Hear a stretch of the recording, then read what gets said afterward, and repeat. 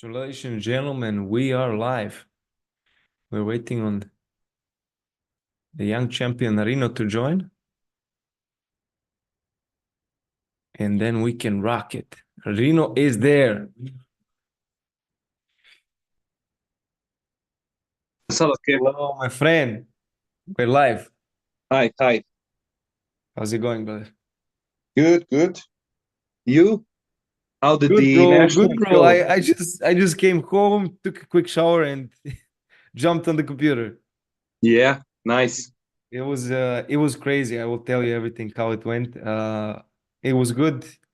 Nobody from our guys injured themselves, and of That's course, nice to hear. some bad thing had to happen on the after pause, which Oh no, you don't like. my worst enemy after pulse. Brother, the after pull and the referee after pulls a new guy, and the new guy was like pressing him like this. Look at my shaking. Oh my god! Yeah, And he's like pressing him, and the referee, wham, brother, breaks his arm. breaks his freaking arm, bro. Oh my goodness. Breaks his freaking arm. It was crazy. Look, Uh, I don't know if this is from the pad when I go down or what. it's from the pad. It is from the pad because I mean, I felt pain in the elbow before the competition, but yeah. Uh, should I start with the competition or you want? However you want. However you want. So I was in the amateurs class because it's with 2 years or less experience, you can go in the amateur class. I have 1 year and a couple of months. I started in February last year. So I joined the biggest class, 85 plus. So I took third place on the left arm and I took third or fourth place on the right. I don't know which some of these two places because I don't know. We didn't like arm wrestle for the third place. They just gave the guy who I don't know had like less losses. I don't know what, but I lost both semifinals on the freaking fouls, man. And Oh my God. That's so unfortunate. bro, Yeah. I tell you honestly, the refereeing is the hardest job to do, 100% in arm wrestling. And on competitions, we were like amateur class. Too many people. They wanted to make it like faster. I think it's still going open class now. Oh And my God. bro, but in the semifinal, right? I wanted to press the guy because he was 160 kilo, big head, and he has everything. Like you told me, you were the whole time in my head, not just because of the podcast today. And I was like setting my elbow. I was not so confident about my elbow, but I was like I was confident I can press him. And he was loading the whole time because he saw that I want to press. And he Yeah. loads and I let the load, and the referee gives him one foul for loading. Okay, he stops loading. I had perfect setup. Ready, go. And bro, I plant my elbow and I lay down and I got the start. Bam, and get my shoulder in. Stop. Wow. And I'm like, no way. I want to watch the footage back. I went watch the like from 3 angles. How can my elbow jump when I plant it to press, brother? How can it jump? There's no, I don't know, it's No. crazy. But Yeah, I yeah, understand. I got fouled out, and yeah, that's my story from today. I had to. I know you hate after pulling, but I had to like test the guy. I wanted to see if If you he's could actually stronger. press him. Brother, I press him easy, no problems, no problems. And I pulled with the guy that won first place, Yeah. 46-year-old guy, a strongman, unbelievable. 46-year-old. 46 years, brother, it's super strong. He says he's 1.5 years in the sport, but the way he moves on the table and his hands is like Denis Cyplenkov fingers like freaking Like huge. sausages. He, his I don't know, his main job is like Construction worker or something like that. not construction zone, then selid, brate. How you say? Moving. Yeah, moving. Yeah. Yeah. He works with his hand the whole day. You know, he's crazy. It's crazy. And I tried him. 100% first place. I would not win against him. I got press inside, but his biceps, strongman, brother, like arms like this. He has some stop, and when he stops, I try to, over rotate, but he was super tired also. I don't know what would happen in the finals. Top row, I crack his rising, and then he gets me in with the cup. My pronation is still not so good, but interesting tournament. Nobody. Were there Our a lot guys of people? a lot of people actually. I was surprised. A lot of people came like from the um west side, from Austria, from like where is Switzerland and stuff. You see completely different accents, different people. Was very nice, very nice, very nice. Yeah. And yeah, I'm happy the most that nobody get hurt. So that's for me the most important thing Yeah. from our club also, guys, that And arm you did wrestling. really well as well. I mean, third place is It's not very bad. good. In like open Very good. category, it's okay. It's okay. Yeah, for sure. Means that Okay. you're doing the right thing when it comes to training and stuff. Yeah, So I will change some things for sure up. What we talked on at East versus West in Istanbul, for sure. yeah, I think your way of thinking is very smart, and it works for me also because my hands are not so big as well. yeah. But setup, brother, setup is so important. Yes, the more you could take and steal from your opponent, or not even steal, but get yourself in simply a better or more comfortable position, the better it is for you, and your chances of winning are astronomically higher if you have a good setup. Uh, I was not just the lightest guy, probably not the lightest. Like I had some guys that were like my weight, but all the other guys were like 120, 130, 140, 50 kilo. But the hands, bro, I think I had the smallest hands in the class, 100%. And they were like, everybody was like trying to grab me, and I don't let them. And Yeah, you see that they look at Devon's videos, and they're like, hey, elbow down, like, they yeah, look at yeah, yeah. Devon's videos, that you can see it, but I get my grip, I plant my elbow, and I wait, and they're like trying to get some better grip, and I look at the referee. The referee is like, take a grip, take a grip, take a grip on, and they're like with open hand the whole time, the whole time, the whole time. It's crazy, but it was good experience. I'm happy. I didn't lost. I won every setup. I'm super happy about that. That's good. So yeah, and start. I was super fast. Everybody told me that, yeah, you're so fast. I couldn't even try to do something, and we had this one path. I told you, like, load and then go sideways, but I didn't want to go with flat wrist. I did it with cup. Yeah, Very good. Very good. I'm super happy. We saw the nice. rankings. East Yes, versus I West did. rankings. They didn't change, Yes. at least for me. They didn't change. They It's stayed it's the good. same. It's good. It's good. It's good. Yeah, exciting matches on both arms for you in the future. I don't know if Yeah. you still said something, or let's say planned something, but yeah. Right now, I don't have anything planned really, but I would definitely like to face maybe Pridnik by the end of the year on the right hand, and on the left, I don't know, maybe Dadikian or someone like that, just to kind of go up in ranks. Crazy But match. it's going to be very tough. Crazy matches. We have Prudnik next week on the podcast, Oh, so really? I will tell him Rino said hi. Sure. Warn him. Warn him. I'll His tell time is him. coming to an end. It's slowly getting, Yeah. mm, good class on the. Let's start with the right arm. Very, very stacked class. Yeah,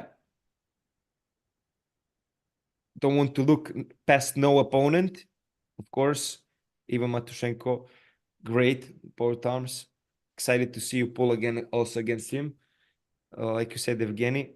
And yeah, the guy who is Devon. coming back to your category, my friend. How do you feel about that? Pretty good. I would say if I have a good and consistent training regime for the next year and a half, I could probably take that class, something like that. Maybe a little bit more, maybe 2 years. I think I could take that class and maybe be the champ for some time. That's at least what I'm hoping for, and it's good in general to keep me at a certain weight just because of my general health. I would definitely like to cut my weight and be around 115, like just walking weight, so not competition weight. And then I could cut easily to 110 when I'm going to Euros or Worlds. So, that'll be a lot easier and a lot less exhausting on my whole body. And yeah, 115 class is definitely the one that I want to stay in for now, but the 115 plus is something that I'm striving for in the future. That's great. That's great. Which lane do you see? You said you need like 1.5 to 2 years of good training. Which lane do you see on against Devon on the right arm? I'm probably not going to be able to keep my hand control. So definitely inside and kind of try to tire him out, even though that might seem difficult. But the closer I am to his strength level, I think the easier that's going to be. Yes. So inside game, something like what Kamil did to him on the left hand, I think I could probably do on the right if I play my cards right and the setup and everything. I know that's going to be very difficult with Devon, but yeah, this is I'm talking very, very kind of generally about this just because I can't really predict or even like imagine in my head how the match would go. But if I was as strong as Devon right now and I was ready for that match, I definitely see it still going inside and me ending up in a press or a flop press, but I think I couldn't be able to top roll him. Interesting. I also want to talk with you about the match that happened recently, Devon and Levan. We talked before the match. You predicted it right, let's say. Yeah. And yeah, the first round for all the arm wrestling community, I think for you also. I don't know how you saw it from the crowd, but it was crazy, man. Yeah, I saw it pretty well because I was in the center of the crowd and I wasn't so far up. But I was surprised definitely at the beginning, but the more I thought about it, the less kind of impressive it was. Just because Levan kind of let Devon start and get into his position, and he didn't try to pin Devon as fast as possible. He didn't panic at all. That's one of the things that really surprised me, and I praise Levan for that because he didn't panic at all. He was very stoic the whole time and kind of controlled, analyzing the situation and seeing a route that he could take and beat Devon. So that's definitely something that Levan improved on a lot. And that's something that Ermes might be missing. And that's why he lost Devon as well. I think he just panicked too much and tried to switch his position too fast. Levan kind of took it easy, looked around, tried to pull a little bit, saw that he was losing his wrist, and then he went into a flop press, which was as well very, very impressive. I didn't expect that from him because usually when these very high level athletes say that they've been practicing a certain move, they rarely do it just because it's a backup. Like Georgie used to say before the match with Devon, "Oh, I practiced my flop press, my press," but he never used it. So that's what I expected Levan as well to do, to never use the press. But obviously he's capable of that. And if he continues to strengthen that press and develop it in the right direction and the right way, he will definitely stay on the top for a very long time. Nobody will be able to stop that. Even if they take his wrist at the very end, he just does a simple transition and presses everyone. There's no way anyone can hold that press. I have a question for you. You think he has if he opens with the top row and can't finish, do you think he can transition into a press? Or was it more like because he was fully open like this with his arms and he had the lane to press? I think also Devon didn't expect him to come with the press Yeah, for and sure. everything. You think he has the transition? He can stand up with his because what I'm thinking about the most, it's the frame, the how big he is, and if he's able to, push his elbow in and stand up and press.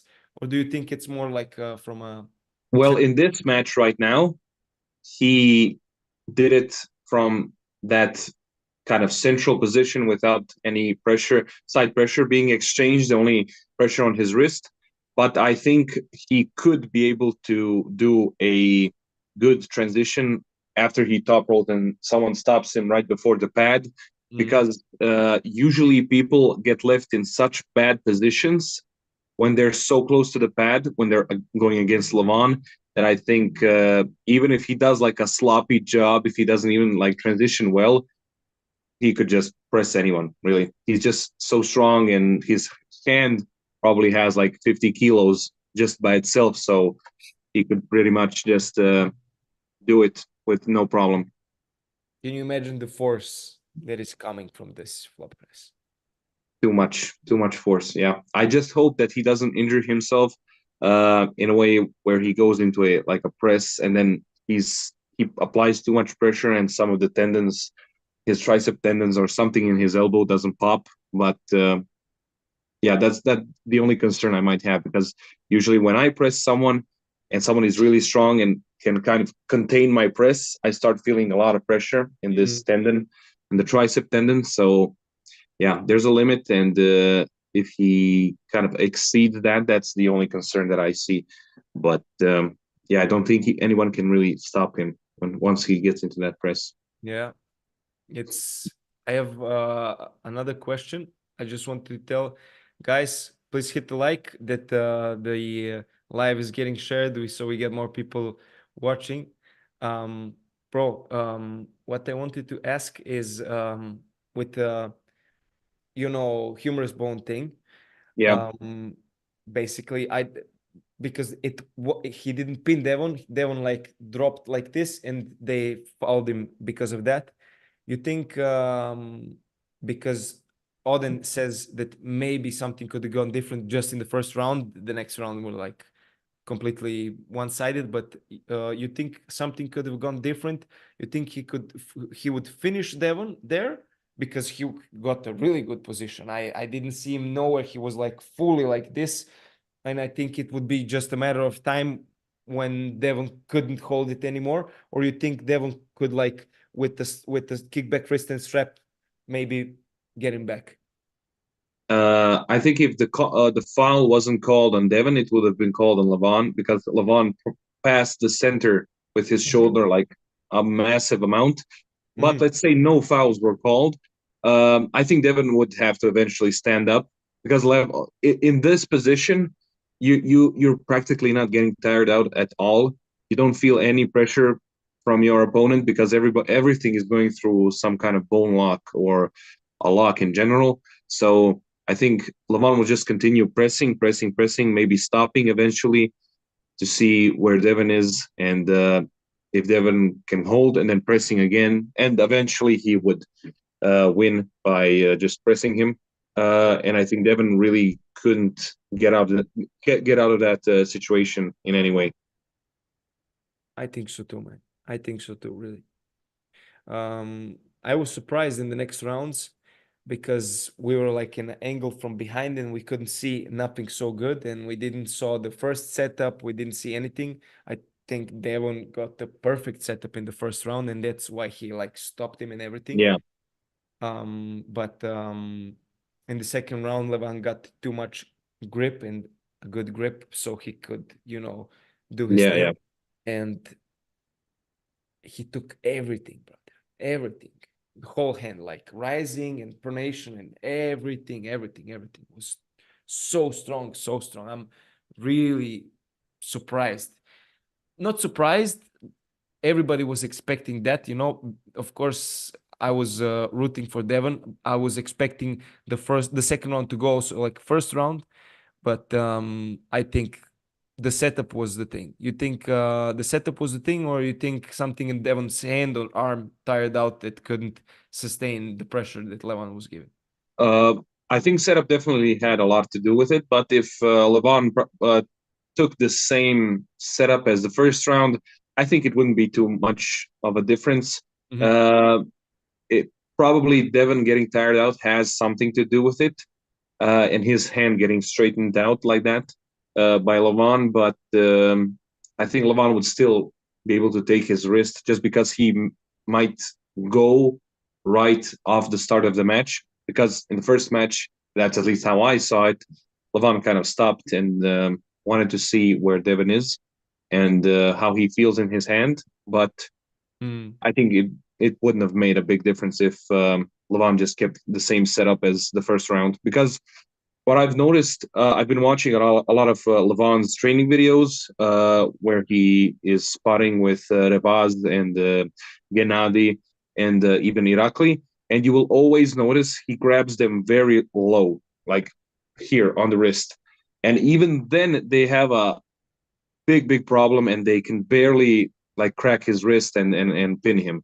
And I think that's one of the ways he trains his wrist. And that's very interesting. But if he tries to get a better setup in a general, like in a normal match, there's no way anyone is really gonna stop him. A lot of interesting matches happened. You want to talk about any specific match? I have some matches in my mind that I wanted to ask you about also. Were you surprised with Alijan, or were you expecting the scenario to go that way?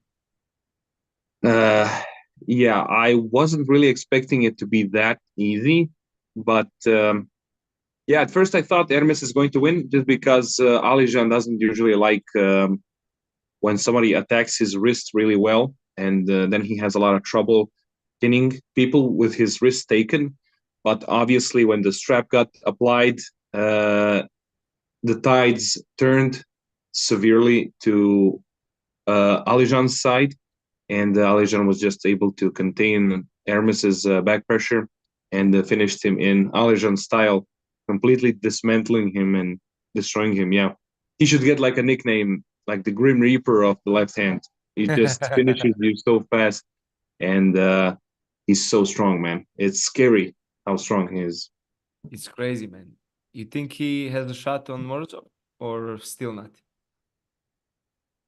I think he has a shot, yeah, for sure. I think his match, if he goes against Ivan Matyushenko, I don't think Ivan will be able to do anything to him. Not a single ounce of pressure will be felt. But yeah, I think he has a shot against Morozov, but he definitely doesn't. He does a poor job against people who are strong inside pullers. We saw that with Petrenko, Oleg. He's super strong on the left as well. And Alijan had a lot of trouble pinning him, but he ended up winning. But yeah, if Morozov can match his inside game and kind of get into a better position, in a more defensive position, he could definitely win. Yeah. We have some questions from the chat. I saw it at the beginning. I see everything, guys. I read the chat the whole time. The questions. One guy asked, I can't find it anymore, because a potential match with Sandris. You told me that this is a potential match for you, maybe in the future. In the future, maybe, yeah. But right now, I think Sandris just needs to get some rest. I talked to him after the match, and he says he's not going to the European Championship because he got injured right now on the right hand. I mean, injured. His right hand arm is not in good shape right now after Sagov, and his left is in general injured and not so good. So he's gonna take some rest, and I think that's a smart move on his end. Just because last year he made the mistake of always going and competing in a lot of tournaments and didn't train that much. and he saw the consequences to that. So I think he learned his lesson, and he's going to prepare well for Worlds, which I think is very, very smart. But yeah, future match with Sandris for sure gonna happen eventually. Were you surprised at his match? Yes, just because I was more surprised that Sanders didn't try different things, and the way he executed certain things were kind of weird. I thought he was going to be a bit smarter, honestly, on the table. Kind of going into a top roll first match and then losing. It's like, okay, let's change something up. But then he went into a top roll again and lost. And then he went into a defensive hook against a presser, which just doesn't work. And so strong. yeah, Sagov is very, very good. He can stay very tight, and the referees definitely didn't do that well of a job at seeing him passing the center line with his shoulder. But nevertheless, Sanders could have done this a lot better by simply attacking the center and contesting the center better instead of just going into a defensive hook. He could have done something like this, where he takes the match to his winning side and kind of challenges Sagov bicep on bicep and not so much through a lock. Were you surprised in the last round when Sandris was turning it and got his shoulder back? I thought the whole match is gonna change. Yes, I thought as well, but when I saw that he didn't do that from the beginning, he did that kind of during the match. I know, I knew it was too late because Sagov just got too close to his shoulder, and he locked up real good. But it's interesting how close this guy can get, and he's huge arms. Yeah. I arm wrestled one guy now, 75 kilogram champion here, and he's his arms are not so huge. This is unbelievable how close he can get, and he has this lane where he pushes and then goes in the hook, weird feeling for the arm. And when he gets this close here, it's very hard to pull him. Yeah, you can't pull him open. You can't. And he, like I said, this is unbelievable how he can close. Imagine this is not here and he can close it even more. It's crazy. He arm wrestled Coach Ray when he was here, and Coach Ray also said it is great how close he can get. Of course, it's not that kind of a power because he's lighter, but very, very interesting how he pulls. I never saw somebody pull like this. Next question, let's see. Dini V3, what does Reno think about match versus Irakli? Me against Irakli, or Irakli's match on East versus West? I think this guy wants to know you against Irakli, and I want to know what do you think about his match at East versus West. I think Irakli is at a very good point right now. He's super strong, very impressive. I'm still very impressed how Dadikian was able to beat him so easily on the last East versus West. That surprised me a lot. But his performance now on East versus West 12 proved that he's improved a lot. And I think I wouldn't really manage to. I think I wouldn't be able to beat him right now, but maybe through, simply because his back pressure is so good. I think I would have a really hard time containing him. But I think it isn't impossible, but I think I would have a very, very hard time just because he's so good at containing that, back pressure, and he doesn't get separated at all. And one of the things he could do as well, transition into a press, and he's very good against any inside puller, just because he's so good at taking their hand and getting them into a uncomfortable position. And I think it would be a very difficult match for me right now. Interesting. You think flop press wouldn't go with him? It would probably go all right, but if I don't manage to tire him out in the first 1 or 2 rounds, it could be very bad. Yeah. I would have to really get behind my hand. So when he pulls, he's pulling more into my shoulder than into my actual bicep and Yeah. back pressure and side pressure, because there's no containing that power, man. He's just incredible. He's quite light for someone that strong. It's You crazy. know, yeah. Crazy. And Petrus, the guy I told you visited us, the Greek guy, unbelievably strong arm. He like curls seated 120 kilos with Oh my 78 kilo God, body weight. This is that's crazy, crazy. crazy. And when he posed with the strongest guy we have, with Dennis, you can see sometimes he, because he's training and he's smart, he gives his hand and you see him pulling like in a similar style, like Collagen. yeah, like you see him using the power from the biceps. You see him using the power from the biceps, and like he also told us when he don't get such a good grip and he knows he will not keep his pronation, he gives it a Yep. little bit to get the power from the arm. And I think his arm is just crazy strong, really. Super small hands. When you shake his hand, it's like, like Nothing nothing. special. Yeah, yeah. Yeah. He asked me to tell you that his friend Chris Zablaras said hi. Yeah. Thank you. It's um the tall Greek guy that was in my yeah, class. Yeah, yeah, yeah. yeah, He's I really did. good as well. He's very good as well. I didn't never meet him in person, but Petrus told us good things about the guy. Yeah, um, yeah. He just needs a little bit more power. That's all. Really. Petrus told us he does like weights way more than him, but his tall arm and like bigger hands give him, like you said, the ability to top row much better, than somebody Yep, with smaller yep, yep. hands. So that's a big fact. Um, and talking about this, Samet Uzcelik asked Rino versus Kidergali. I don't think I would have that much trouble beating Underbaev now this Mm, time around.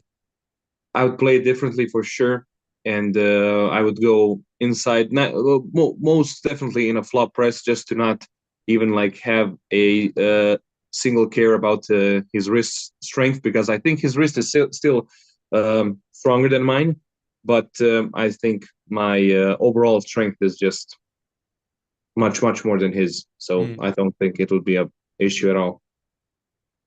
um, some matches I also wanted to talk with you about. Were you surprised that Talgat couldn't like do anything? I was surprised at all, honestly. Yeah, at the beginning, maybe yes, and I didn't see Talgat actually starting so fast as he Mm, usually does. mm. And man, the Georgian guy, I forgot his name. You have Uh, his name? Betik Betikili. B or P? B. P, Petkili. Yeah. Yeah, man, he's very impressive. Really good, strong inside puller, and Talgat usually really does kind of struggle with good inside pullers, as I saw in some like past videos that he has from championships, European World Championships, and yeah, whoever is good inside and can stop his press, um, it's usually over for Talgat, just because he relies too much on his speed. You can't rely on one thing in arm wrestling. Mm, You have to have multiple options, which Talgat obviously doesn't have. mm. Um, Cubic Titan, Reno versus Bacho future match. I think you're past this match for now. For now, for sure. Maybe in a couple, I don't know, 10 years would be interesting again. Be interesting again. I think you like surpassed this now, and I think if you guys would meet in the future, it's when he like earns the shot to pull you again, in my opinion. Yeah, for sure. I think the smartest decision for Bacho would definitely be kind of staying in the lower classes. He could really excel there, just because he has a huge hand for that class, very strong, fast puller. really has everything for those guys. But as soon as you get past 110, 15, 20 kilos, people just kind of are the same as him. They have huge hands as well, and bigger levers, bigger hands and everything, so bigger frames, which doesn't really go that well with Bacho. So yeah, I think for now it'll be best if he stays a bit lower in weight.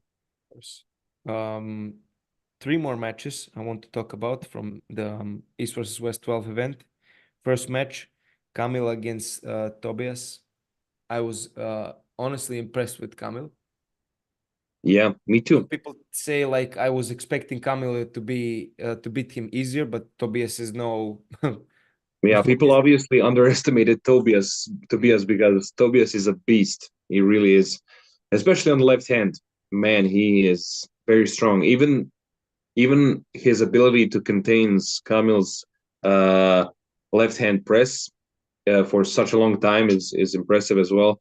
But Kamil obviously had like the better start, and as soon as they went into the straps, it was over for Tobias. He really couldn't do anything. So I think Tobias tried to avoid the strap the whole time, and Kamil was kind of trying to get into the strap, and then that some kind of mix-up happened where Tobias wasn't letting go of Kamil and just kind of Kamil pinned him. Then I'm not trying to say that Kamil didn't win because Tobias made a mistake, but I'm saying that Tobias kind of probably could have won or gotten a better position if he slipped and tried to change something in the straps. But I don't think Tobias would have any chance in the straps. You think he would get better than? No. I don't think he would have. But maybe if he changed something, he could have made the match go a little bit differently. But Kamil excels so much in the strap because he doesn't need to rely on his finger strength or wrist strength, and he could just pull with that very strong inside press. And yeah, I don't think Tobias would have had really too much of a better chance in the straps. I saw in one moment outside of the straps, maybe also Tobias hold him, like you said. Now it looked differently on that, but it looked from our angle that Kamil was on the tip of his fingers and pressing him. Like I was in shock how much his fingers are holding. It's crazy. Yeah. It's crazy, brother. It's crazy. The guy is getting better and better. I think for sure. Yeah. And he deserves to be right there where he is with the super heavyweights. Yeah. Very impressive. Very impressive. Very impressive. Next match, Michael Todd and Frank Lamparelli. Did you expect Michael to win? Did you go have like Frank, or what do you think? I was expecting, honestly, Michael to win a little bit more easily than he did. Yeah, I expected Michael to win overall, but I expected him to win in a more dominant fashion. Lamparelli was definitely impressive as well, but he got tired out real fast, which I expected. And even him getting one pin was very impressive to me. But Michael, I don't know, the King's move that he had on that day seemed so different to me, or like nasty looking. I mean, he was practically laying down under the table looking at the floor. It just looks horrible. I don't think he's gonna really be able to push. You saw the lock is much more open now. Yes, yeah, because of the surgeries. He can straighten his arm out more, and that means the King's move is weaker. And that's why I think that he really can't kind of go up in rankings too far. His match now that he has on King of the Table 11, against, oh my God, I forgot his name. Lars. What's his name? Lars. Yeah, Lars. Is going to be. I don't think Michael's going to win just because Lars has that flop wrist and good press, and that's going to destroy him. There's no way. You don't think Michael has a chance meeting him center table and taking the center? No, I don't think so. I think Michael will. This is how Michael's press would look like. Michael will go into a press, feel pressure, going back and immediately retreat here, and Lars is going to press him. Because he kind of retreats really fast from that press. At least that's what I saw with Lamparelli. As soon as he felt a little bit of pressure, he immediately went to the King's move, even though he could have continued pressing and probably win a lot more easily. But how do you see Lars stopping him? You think Lars will stop him here and then transition into a press? No, I think Lars will just go into a press and go through him. Michael might be able to stop him a little bit at the end, but not at all for long.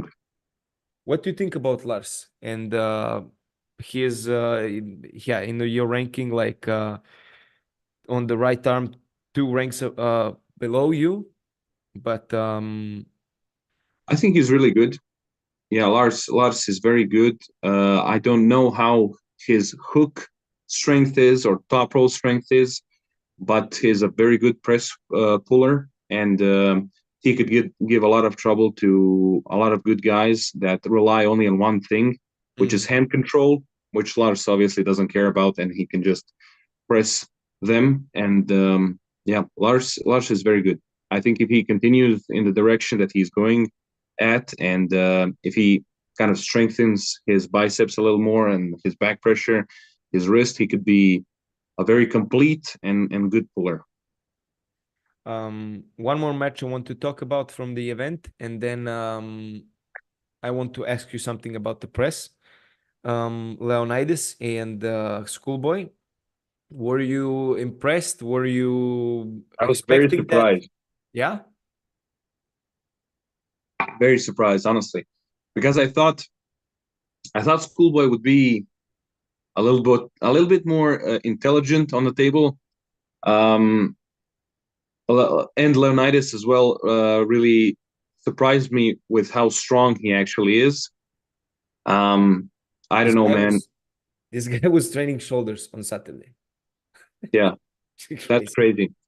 I mean, he's huge and very, very strong, but I think if he, his frame and his whole build is a bodybuilder's kind of physique and build, and that doesn't really translate too well to the arm wrestling table usually, because the bigger you are, the bulkier you are, the less mobile you can be on the table.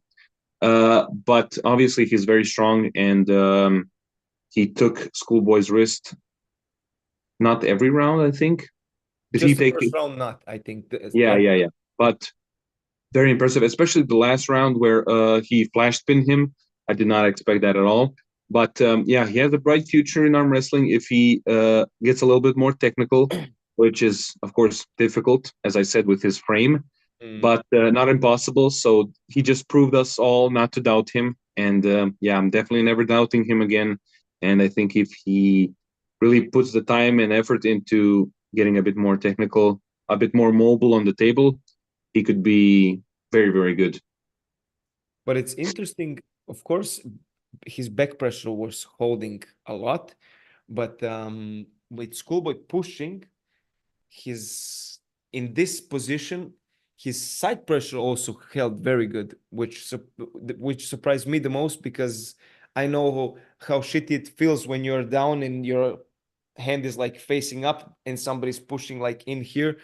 The side pressure is not so strong in this position, like when you're tight up. So that surprised me the most of everything. And he had like a small adjust that his coach told him also between the rounds that I think helped him a lot. And good executed plan. Very, very good. And his hands are big as well. And he definitely used that to his advantage to get a better grip, to leave Schoolboy kind of with a worse grip like this. And he was able to crack his wrist a lot better. Schoolboy, honestly, he looks huge in real life. He looks absolutely massive. I can't believe how actually big he is. But obviously he has some things that he has to fix up. In general, he just has to get stronger. That's, I think, my biggest thing that I noticed. He just needs more strength. He has the technique, he has speed, he has everything, just strength. just work on that strength. He's very good, but you see similarities in his build in Kamil's build with the, you know, they look like everything is like here, you know, like they're Yeah, like they have very broad shoulders. They like look huge. Yeah, they are similar. Yeah, yeah. um press. What did I want to ask? I wanted to ask you um a lot of things about the press, but first thing, um many people consider Jerry Caderet to be the best presser of all time, and you being a very good presser on your own right. Of course, Jerry is much longer in the sport and doing this successfully, just this in his whole career. What do you think about Jerry's press? I think Jerry's press is okay. He has a very good flop wrist press, Mm-hmm. and his endurance is impressive as well. But I wouldn't consider his press to be the best in the world, especially seeing his training in some videos and all of that. I don't think he is actually that good when it comes to planning out his training program for arm wrestling. It just, a lot of the exercises don't make any sense to me. But as soon as someone challenges his inside, he usually fails to hold and loses quite easily and fast. But his press is really good. I can't say anything about that, but I wouldn't say it's the best. I think there are a lot better ways of pulling in the press than his way. Um, we see Kamil training on this like I don't know how to call it, the side pressure machine. You think Yeah, the press machine, something like that. you think it's a good thing to train on? For me, it doesn't make any sense.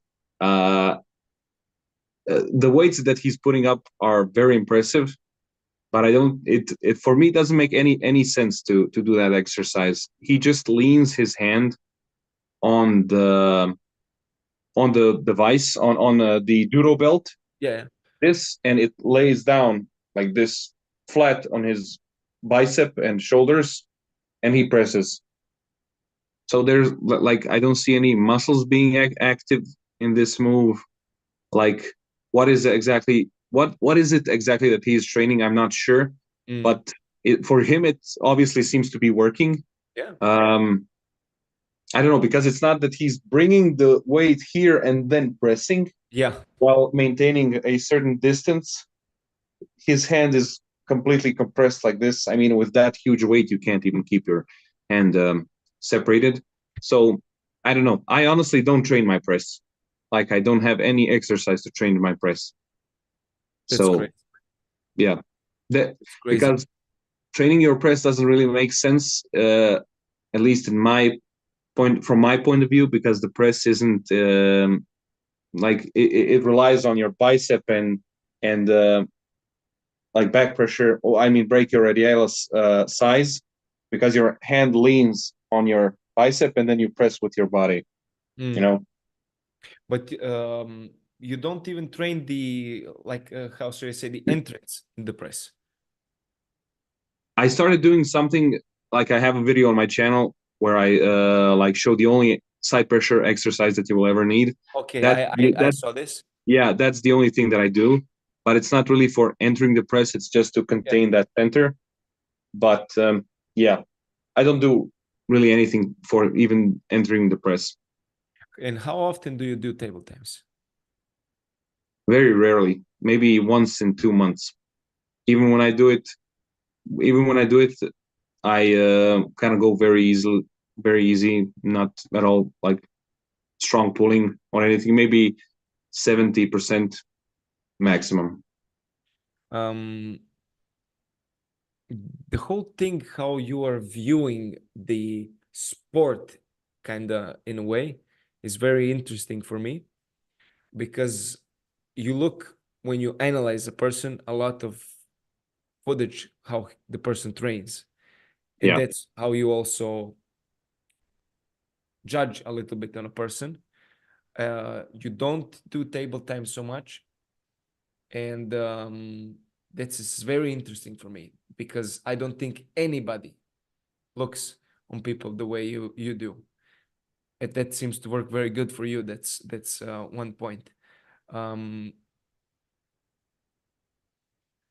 you think, I have so many questions in my head, that's why I'm like stopping and thinking Yeah, that's when fine. I ask. Do you think that your training is also good for like starter guys? I talk with guys with like 1 to 3 years of experience, or you think people should also do table time to like get used to the movements on the table, and doing certain things, and finding the lane that they are good on?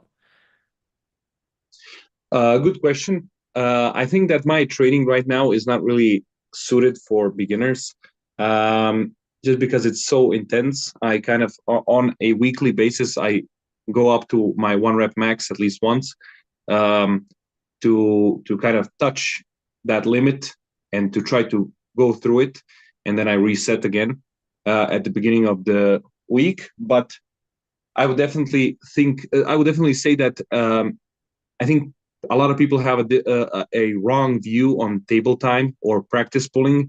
Mm, They usually just see it as a way to try to beat everyone at the practice. yeah. Let's pull like crazy and have a good time, But that's actually not the point of after pulling, or not even after pulling, but just practice pulling or spotting. It's just to get familiar with the table, kind of get familiar with all of the techniques, work on them, get more comfortable on the table, work on the transitions, work on certain things on the setup as well. And that should be the point of doing spotting. But obviously it's not, and people kind of find it hard to contain themselves when they start to do these like sparring pulls, because they just go crazy. They're more passionate about after pulling than Yeah. real matches, which is for me kind of sad. But what can you do? Oh, it's very interesting how you look on things. Because the time also, what happened in my life, now the last like 2 weeks, and now talking to you like this, and trying to not get in your head, but trying to think how you think. I think it's very smart, because I felt what is lacking, now at the competition, and I know what to train now, you Yeah, know, and what I was feeling in the training didn't feel like that. I was feeling that I lack center in the training. I was feeling that I pronation of okay, pronation is the same thing I got from the tournament and from the training, but I got center from everybody. Center was very good, and I thought that side pressure and center is not so good. So yeah, now and in the that's big I'm sorry no, for no, it's okay, interrupting, it's okay. but that's one of the, like, I think after pulling and spotting in the way that usually people do it can only give you negative Yeah, information about yourself and your opponent. So yes, you think that you're too slow, you think that your certain parts are weaker than they actually are. The only thing that could be good is you getting a feel for the other person's hand and wrist, how they feel in your hand. yeah, Everything else is bad because there's no ready go, there's no good referees, there's no getting like the setup right and everything like that. Everybody's taking a little bit more from the shoulder. Let's start slowly. Now you can pull, and then they're already in a good position. So that's the takeaway from after pulls are very should be taken very lightly, and they shouldn't ever compare anyone. Like I saw a lot of people saying to me, "Did you see how Bacha pulled with Prudnik? He destroyed Prudnik. Oh my God!" It's after pulls. I don't take after pulls seriously at all. I think it's just a joke, honestly. very interesting, very interesting. Like you said, the pulling, and the guys are starting with a little bit cupped wrist, or taking center from somebody, They're like, it's okay, but go move your wrist. You move your wrist, but you take center even more, and then what? Or you start first, or I start first. Yeah. If the strength difference is like you and me, then it doesn't matter. I can just learn something from you, your movements on the table and stuff. But if you're like, okay, I don't know if I'm stronger than this guy, then it's like stupid. And I don't really do table times in the last month or month and a half with guys who are like strong as me or stronger than me, because I don't think I take anything from that. I do table Yeah. tennis Yeah. with guys who are weaker than me, and I can move on the table, train the press, like you said, train the entrance to the press, Yeah. get And they used get to a the good movement. as well training off of you because you can kind of hold them and let them be in some certain positions. Yes. Definitely better that way. And maximum that you should do is like 70% of your power. You shouldn't pull through any bone locks or anything like that. Getting yourself into a dangerous position. It's just all about, getting better at technique. That's all. That's all that it is. Mm. Just technique. Working on your technique. Training strength on like a sparring match or after table is like a no-go. That you just can't train anything like that. I wasn't even thinking about that, but somehow the after pulse I did, I wanted to test my press, because I really was thinking about what we were talking about. And I tested it with everybody. And I told them, my elbow is not so good. I will press, not fast, to hurt somebody. I will slowly apply more and more pressure, but please don't blast me with the side out, because I can get Yeah. hurt.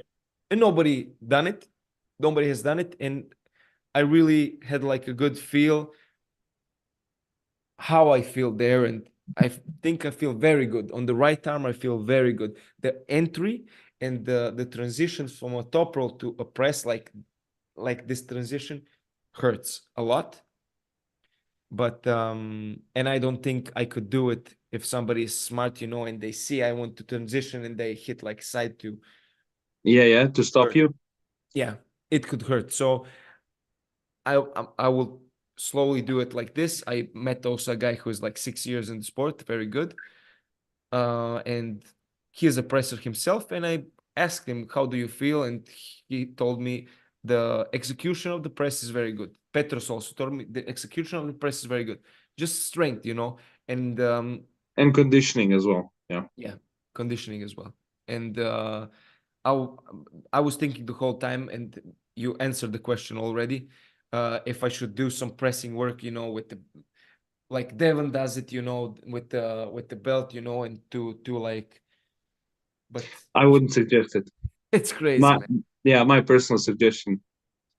It's really all about being fast and kind of getting a good setup. And if you got that, your chances of getting into press are a lot higher, even if you're not as strong. You think people know on your level, let's say, not let's say on the world's, you think everybody knows how to defend the press, or you think you see people when you press them that they are like, when somebody doesn't know how to defend the press, doesn't hold center, doesn't, don't, you know what I mean? Or you Yeah. think everybody on the like world's level? No way. Even some of the greatest arm wrestlers right now are not really that clever, in my opinion. Mhm. Um, in at world championships and Europeans, usually people just pull in the way that they feel strongest. So if somebody has a good top roll and they see me going into a press, they're still gonna go for a top roll because that's how they feel most comfortable, and that's where their kind of comfort zone is. So I think a lot of them don't know how to defend the press. And I think press is one of the most difficult moves to defend, in my opinion. I've really defended a lot of moves, and the press is really, really hard just because it relies a lot on speed. Um, like when me and Kamil had a match on ZG Strong, Zagreb Strong, he beat me the first round, and then in the finals I beat him once again. So I beat him. Now it's 1-1, and I beat him only because I was a little bit faster than him. Yeah. And I hate relying on things like that. Honestly, I hate relying on that. I love to rely on strength. So I know that if I'm stronger and I worked my ass off, harder than you did, you're not winning. I'm not gonna let you win. But relying on speed really, really, really sucks, because then I lost the second round and he ended up winning. But he's as well very strong and fast, and that's why I think press is really difficult to defend. You think his length of his arm played a factor in winning against you or no? I wouldn't say so. I just think he was faster than me. Mm-hmm. Yeah. Mm-hmm. Interesting. What I wanted to ask you about the next King of the Table, the match from Todd Hutchings was cancelled. You saw it? Yeah. You know why? No, I have no clue why that happened, but his opponent is more interesting, honestly. Ongarbayev's opponent now is more interesting, at least for me. Mm. Like, that rematch really wouldn't be as interesting, to me at least, as this match is right now with Yeah. Oleg Petrenko. It's going to be interesting to see how well Ongarbayev can do against someone as strong as Oleg. What can he do, and did he get any stronger than last time? Because Oleg's wrist is very, very, very good. Oleg had a match with someone on East versus West. Who was it? The last East versus West, or was it the 9 or 10? I don't remember. I think it was 9, but let me look up fast. Yeah, he had a match with someone, and I was really impressed how he was actually able to contain his wrist or his cupping. I forgot, but it was very good, very good. Yeah, impressive. And I think Petrenko is just getting better and better, stronger and stronger, really fast. Yeah, against Chainsaw, he had the match at East versus West 8. Yeah. And no, he had the East versus West 11 against Marcio Barbosa. Yes. Yeah, that's right. Yeah. Yeah. That was very impressive for me, at least, because Mario is a very good top roller. He contained him really well, and I think if Ongarbayev goes inside with Petrenko, it's game over. But if he manages to crack his wrist a little bit, Mm-hmm. the match can definitely go on his side.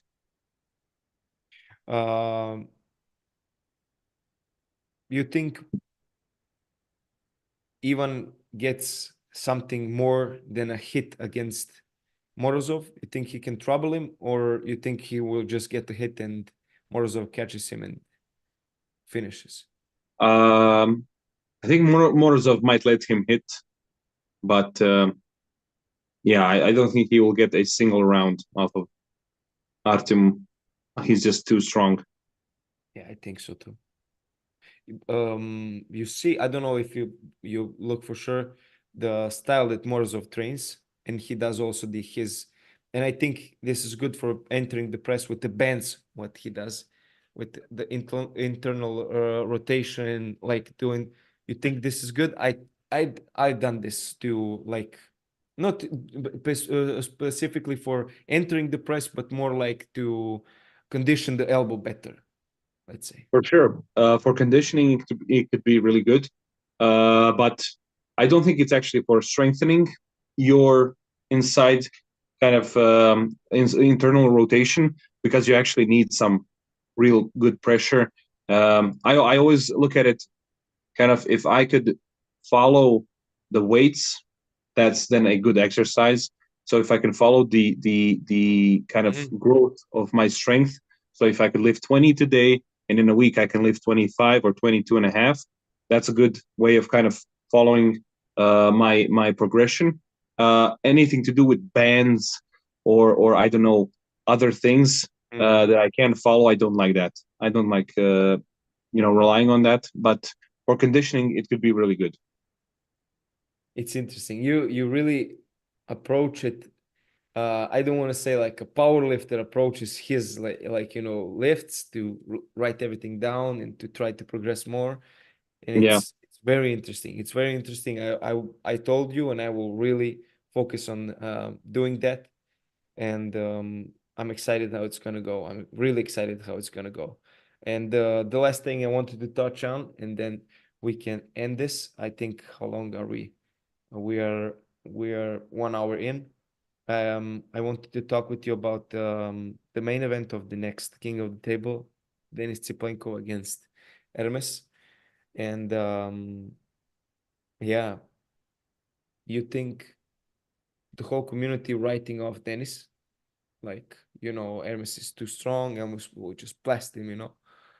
Um, I have a thought that I want to tell you after you tell me what do you think. So what do you think? So I don't know. Dennis has really uploaded or the True Arm Power, something like that, True Power channel that uploads usually videos of Dennis training. I haven't seen any new videos. Maybe they have posted it, but I haven't personally seen any training videos of Dennis. So I don't know if Dennis is the same that he was when he faced Devon, weaker, stronger. I have no idea. But I don't think Dennis is anyone to be written off so easily. Um, if the match goes into a strap, which it 100% will every round, it could be a little bit of an issue for Ermes if he kind of panics the same way that he did with Devon. Um, if he is calm and he manages to keep working on his back pressure and kind of pulling Dennis even more away from his arm, it could be good. He could come close to the pin pad and just transition into a press very easily. And I think if Dennis doesn't start offensively, I think he's gonna make a big mistake like he did against Devon. I think if he maybe tries to attack Ermes first, he can get a better position just because his hand is so huge, and it might be a little bit uncomfortable for Ermes. But my kind of prediction would be that Ermes is going to win. Now I don't know how much, maybe 4-1 or 4-0, something like that. I don't see how Dennis would end Ermes, like finish the match. Yeah, you're right. But what I also see is Dennis doesn't have like a super long arm, and when he drags,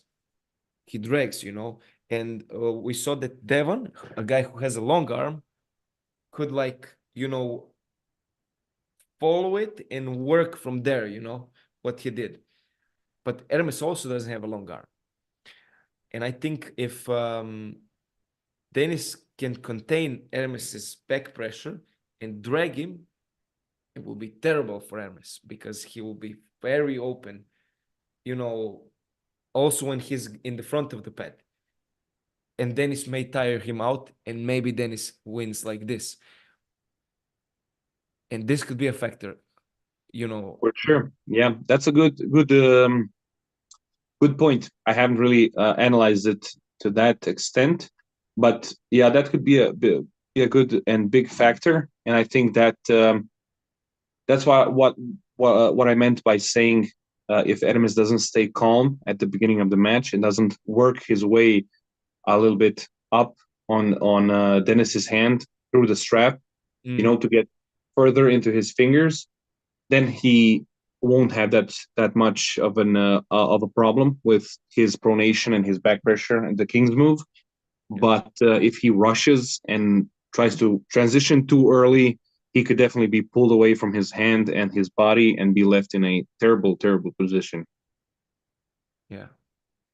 What do you think about Hermes's press? I mean, his transition to a press. I think it's good. The only issue I see is that he doesn't pull his hand enough under his body. He stays quite open and presses in this kind of way. If he simply puts his opponent arm a bit more under his body, it would be a lot more effective. I think he could be a very good presser right off the go, just because he has such a strong arm, and I think anyone with a strong arm has a potential to be a good presser. But yeah, that's something he has to work on. That I wouldn't even call it internal rotation, but just kind of putting his opponent's arm more under his body or more behind his shoulder so he can press more effectively. Interesting.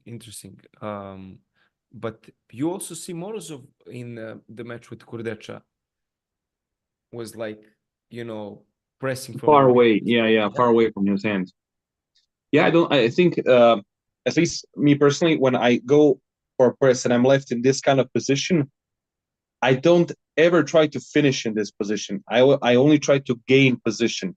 So I would press and immediately go back up like so to get in a better position. They usually kind of rush too much and try to finish here and never kind of readjust to get back into a more comfortable and better position for them. So that's one thing that can be fixed for sure. And that would be a huge improvement to anyone who presses. Good point.